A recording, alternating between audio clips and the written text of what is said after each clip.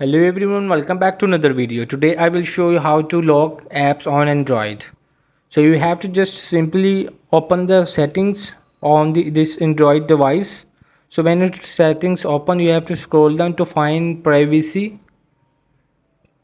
So you have to click to the privacy of this settings to make the lock app.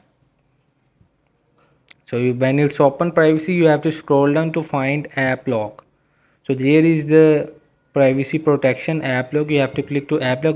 Black is for I will type my passcode. So this is privacy I can't share with you. So when it's type the password, there is the option of you have to log these apps.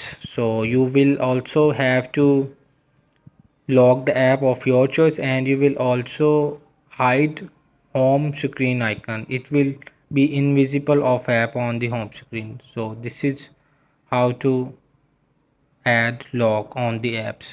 Black is for privacy. So this is, hope this video help you. Please don't forget to like and subscribe and get notified for more videos.